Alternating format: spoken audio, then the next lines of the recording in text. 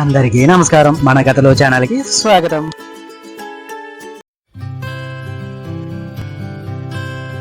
అందరికీ నమస్కారం. Welcome to మన కథలు ఛానల్.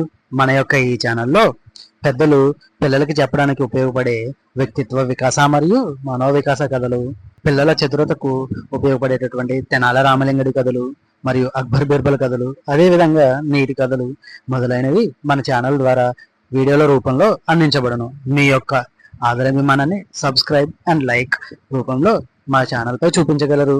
మరి ఇంకెందుకు ఆలస్యం? మరి ఆలస్యం చేయకుండా మనం ఈ రోజు కథలోకి వెళ్ళిపోదామా? Yes, sir. Yes, sir.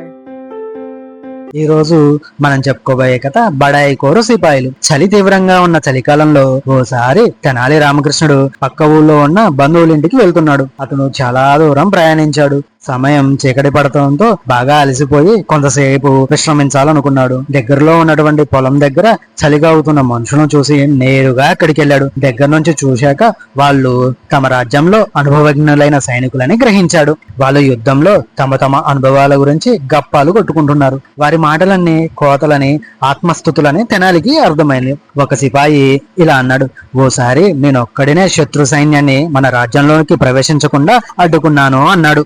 దానితో అతని సహచరుడు ఒక అతను, నేనోసారి 7 శత్రు సైనికుల్ని ఎవరి సహాయం లేకుండా మట్టుపెట్టాను అన్నాడు. ఇలాగే తక్కిన వాళ్ళు కూడా తమ ఘనకార్యాల గురించి డంబాలు పలుకుతున్నారు. వాళ్ళు తెనాలిని చూసి అతను కూడా సిపాయే అనుకున్నారు.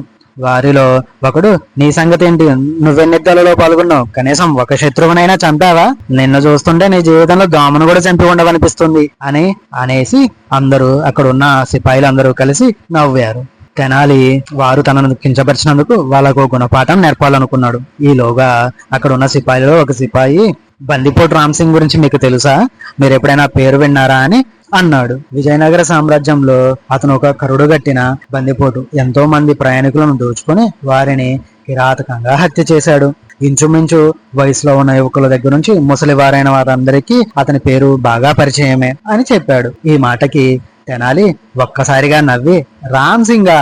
అవునవును, నాకు బాగా తెలుసు. అతను ప్రమాదకరమైన బందిపోడు, కానీ ఇప్పుడు చనిపోయాడు. ఆ విషయం మీకు తెలియదా? ఓసారి నేను ఈ త్రోవలోనే ప్రయాణిస్తున్నాను. సరిగ్గా ఇక్కడే ఓ పెద్ద గుడారం వేసి ఉంది. అందులో రామ్ సింగ్ ఒక్కడే కూర్చొని ఉన్నాడు. అతని చుట్టూ చాలా మారణాయుధాలు ఉన్నాయి అని అన్నాడు. ఓ సిపాయి కుతూహలంగా, అప్పుడేం చేసావు నువ్వు అన్నాడు. వాడి ఖాళీ బొటన విరేలు నరికేసి పారిపోయాను అన్నాడు తెనాలి. సిపాయి, నీకు బుద్ధుందా? వాడి తలకాయ నరికేయాల్సింది పోయి ఖాళీ బొటన వేలు నరికా అని చెప్తున్నావు అన్నాడా సిపాయి. తెనాలి అతనితో, నాకంటే నువ్వే బుద్ధిహీనుల్లా కనిపిస్తున్నావు. అంతకు ముందే ఎవరో వాడి తలకాయ నరికేశారు అని నవ్వుతూ చెప్పి గప్పాలు కొట్టే ఆ సిపాయిలను వదిలి మారు మాట్లాడకుండా ముందుకు సాగిపోయాడు. ఇది ఈ రోజు కథ. ఇలాంటి మరిన్ని కథలతో మళ్ళీ మేము ముందుకు వస్తాను. మా యొక్క ఈ కథల ఛానల్ మీకు నచ్చినట్లయితే లైక్ చేయండి, షేర్ చేయండి, సబ్స్క్రైబ్ చేయండి. అదేవిధంగా మీలా మరో 4 మన ఛానల్ని సబ్స్క్రైబ్ చేయించండి. ధన్యవాదాలు.